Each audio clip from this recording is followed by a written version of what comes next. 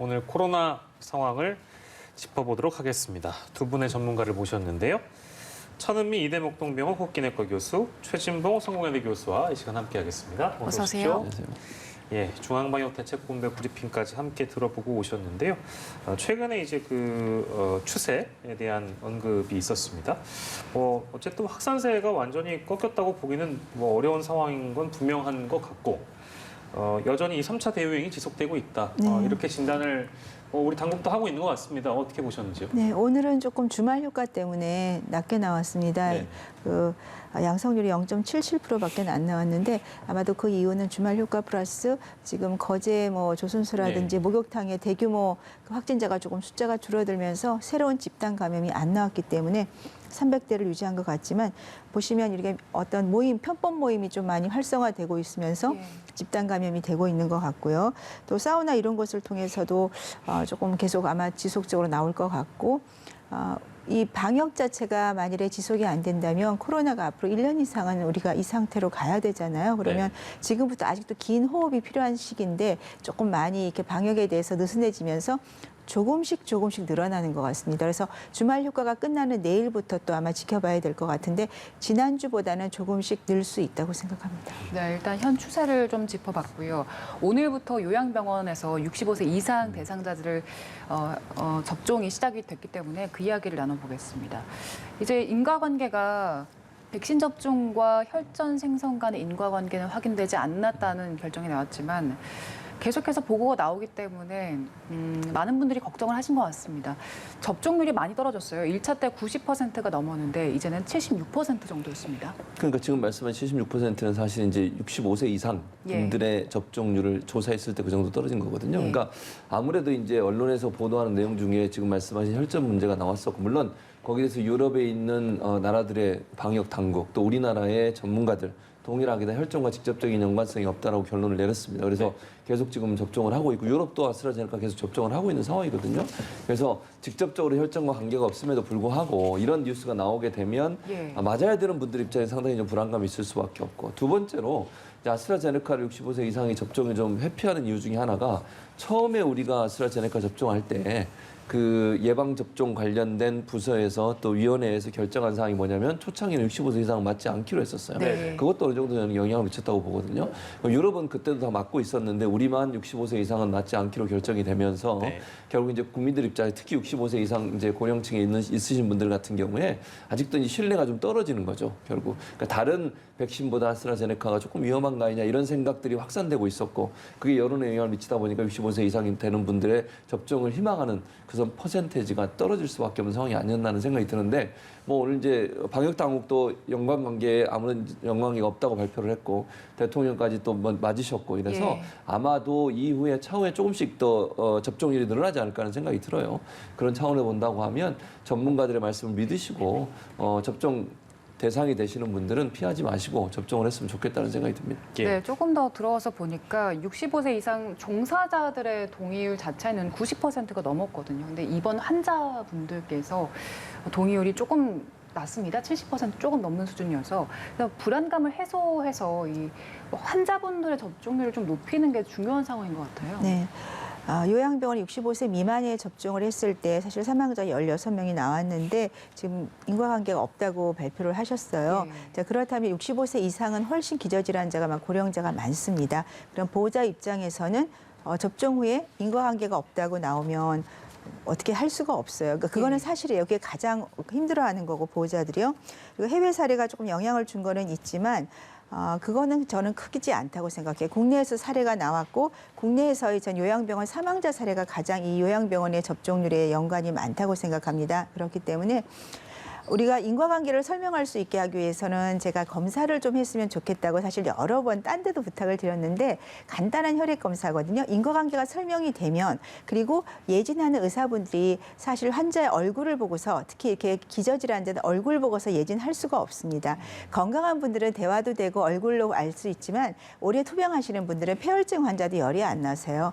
말을 못 하세요. 그러면 우리가 어떤 간단한 검사를 통해서 이분 상태를 파악하고 검사를 하고 접종을 하게 되면 조금 예방을 할 수가 있거든요. 전 그 점을 좀 부탁드리고 싶고 다시 두 번째는 접종 일자가 병원 같은 경우도 5일에 끝내라고 하셔가지고 사실은 조금 부작용 난 분들이 있었어요. 의료진들도 감기 증상이 있거나 몸이 안 좋을 때 맞으면서 약간 아나필락시스 같은 경우도 있었습니다. 그래서 요양병원이 지금 보면 5일에서 부탁을 해서 2주를 늘렸다고 그러시고 요양시설이 한 달에서 6주를 하시는데 사실 거꾸로 하셔야 된다고 생각해요.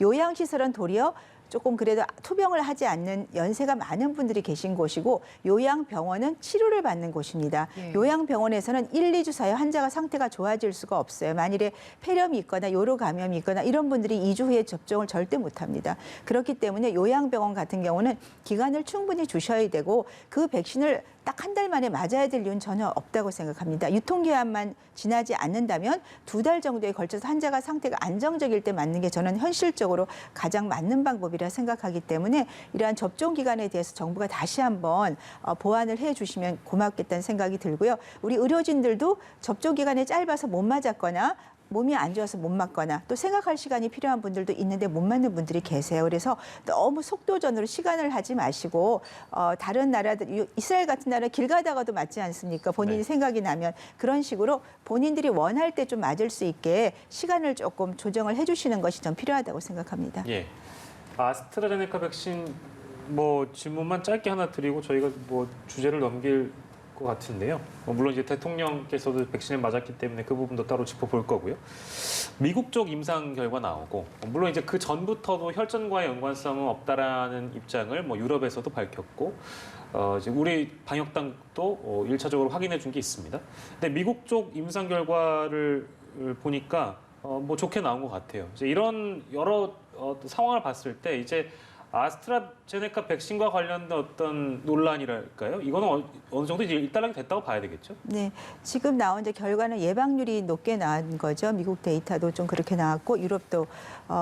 하지만 단지 제가 꼭 말씀드리고 싶은 것은 예방률은 굉장히 좋게 나왔습니다. 생각한 것보다 많이 좋아졌는데 우리 일반인들이 이 아스트라제네카 백신을 접종했을 때 본인들이 겪는 어떤 그런 조금 백신의 어떤 면역 반응 그 과정에서 느끼는 거하고 그러한 점을 부모님들한테 맡게 할 때 어떨지 그러니까 현실적으로 대부분들이 한 소수를 빼고는 다 조금씩 불편해하셨거든요. 네, 그러한 점을 정부 당국이 조금 더 깊게 생각을 하셔서 어떻게 일반인들이 접종을 할 때 거기에 대처를 할지도 전 굉장히 중요한 문제라고 생각합니다. 네, 알겠습니다. 네, 그리고 오늘 오전에 문 대통령 부부도 접종을 받았습니다. G7 회의 참석을 하기 위해서 일단 대표단과 함께 접종을 마쳤는데 65세 이상 접종이 시작되고 첫날에 맞은 거잖아요. 그렇죠. 거기에 의미를 좀 둘 수 있겠습니까? 그렇죠. 왜냐하면 대통령 자신이 이제 65세가 넘으셨잖아요. 그런 차원에서 본다면 본인이 이제 접종 대상이 된 거잖아요. 그 전까지 65세 이상 아스트라제네카를 접종을 안 했기 때문에 그런 차원에서 본다면 아무래도 65세 이상의 이제 어르신들이 이 아스트라제네카 접종에 대해 상당히 좀 불안감을 갖고 있는 부분이 있으니 대통령이 직접 접종을 함으로써 그 불안감을 일정 부분 불식시키는 데 중요한 영향을 미칠 거라고 저는 생각해요. 그러니까 대통령도 맞으시고 아무 이상이 없으니 건강상의 이상이 없구나라고 하는 확신을 줄 수 있는 요소가 된다고 보여집니다.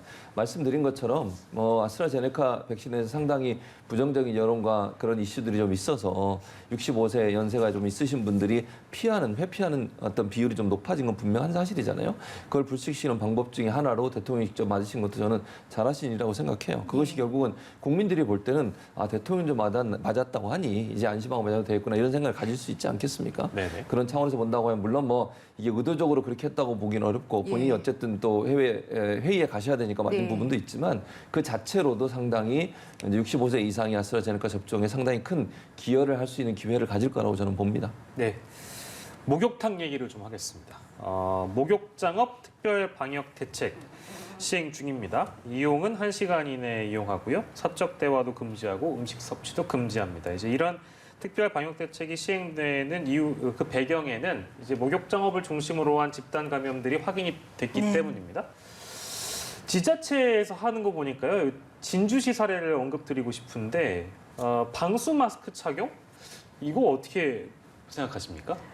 이렇게 조금 보긴 했는데요. 예. 사실 우리가 목욕을 하러 가야 되면 얼굴도 다 닦거든요. 네. 그거를 방수 마스크를 쓰고 한다는 것도 조금 이론이 안 맞고 숨이 차서 할 수도 없는데 사실 그 탕에서는요. 이게 습도가 높고 온도가 높기 때문에 거리를 저희가 충분히 2m 두면 바이러스가 이렇게 안 됩니다. 접촉이 예. 안 되기 때문에 네네네. 대부분 괜찮고 탈의를 할 때 대부분 감염이 되잖아요. 그래서 예. 우리가 탈의를 하기 시작할 땐 마스크를 먼저 쓰고 옷을 입는 네, 그런 습관을 좀 들여주는 게 제일 중요할 것 같고요. 예. 그리고 마스크를 쓰고 대화를 하자.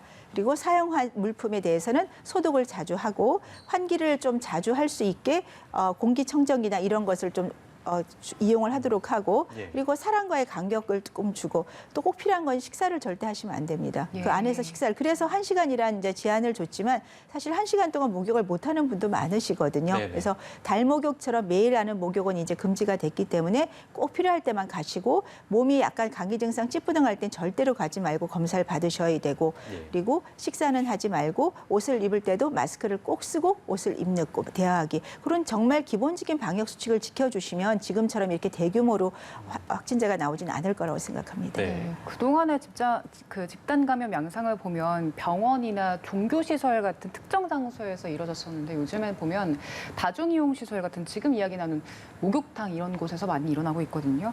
일상 공간에서 감염이 이렇게 일어나는 이유에 대해서는 어떻게 보세요? 코로나19의 저는 특징이라고 생각합니다.